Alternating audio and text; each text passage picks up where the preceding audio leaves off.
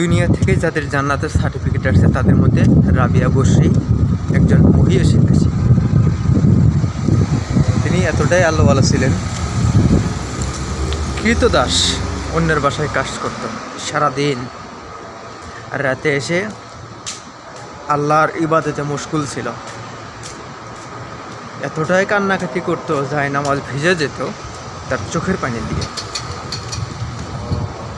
একদিন সারাদিন কাজ করছে মালিকের, কাজ করার পরে রাতের মধ্যরাতে নামাজে গিয়ে অঝরে চোখের পানি ছেড়ে দিয়ে কান্না শব্দ করে। তো ওই রুমের পাশ দিয়ে যাচ্ছিল রাবিয়া বসরির মালিক, যে কোথা থেকে কান্না আসে। তো চুপি চুপি যাওয়ার পরে জানালার একটু ফাঁক দিয়ে দেখে যে রাবিয়া একজন কালো মহিলা, ইথিওপিয়া।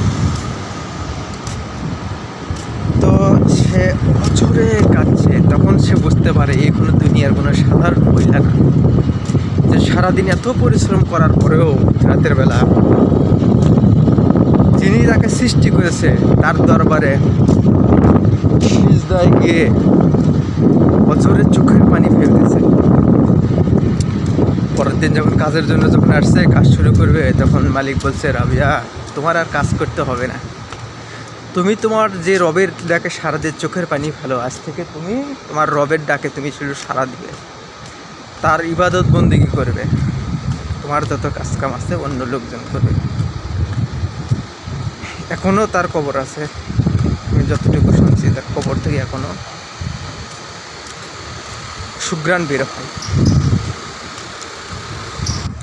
তো আমরা সবাই আমাদের ঘরের মা বোনকে বেশি বেশি হাদিস শোনাবো, আর তারাও যাতে পড়ে, যাতে প্রত্যেকটা মা বোন একজন রাবিয়া বসরি হয়ে উঠতে পারে। কত মর্যাদা সম্পন্ন মহিলা, কত সম্পন্ন। দুনিয়াতে যে কয়েকজন মহিলা আছে, মা বোন আছে, যারা দুনিয়াতেই জান্নাত সুসংবাদ পাইছে, আলহামদুলিল্লাহ। তো এত বড় আর কি লাগে। রাবিয়া বসরি বলতো, মাবুদ আমি যদি তোমার জান্নাতের আশায় যদি ইবাদত বন্দেগী করি, তুমি আমাকে জাহান্নামে দিও, আর যদি তোমাকে রাজি খুশি করার জন্য যদি আমি ইবাদত করি, তাহলে তুমি আমাকে কবুল করে নিও। আল্লাহু আকবার। কত সুন্দর কথা। রাবিয়া বসরি জান্নাতের আশায় ইবাদত করেনি, আল্লাহর হুকুম,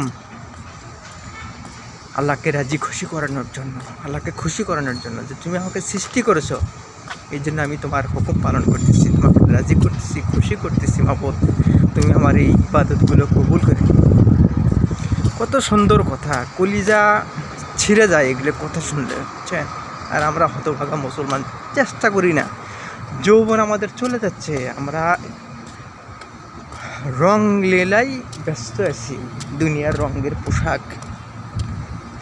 যতই দিন যাচ্ছে ততই আরও মহিলারা উলঙ্গ হয়ে যাচ্ছে, ছোট ছোট পোশাক। কিন্তু একজনও চিন্তা করে না, আমি একজন মারিয়াম হব, আমি একজন মা আমেনা হব, মা আয়েশা রাদিয়াল্লাহু তাআলা আনহা যারা ছিলেন, তাদের জীবনে তারা কী করে গেছে, সেখান থেকে শিক্ষা নিয়ে আমরা কিছু করি, তাদের রাসূলুল্লাহ সাল্লামের সুন্নাহ মেনে চলি, আমাদের জীবন ধন্য হয়ে যাবে। চেষ্টা করি জান্নাতে যেখানে আমাদের সারা জীবন থাকতে পারে, আমরা সেই চিন্তা করি না। আমরা এমন হতভাগা মুসলমান হয়ে গেছি। তো সবাই চেষ্টা করবেন মা বোন যাতে নামাজ পড়ে। ঠিক আছে, আল্লাহ হাফেজ।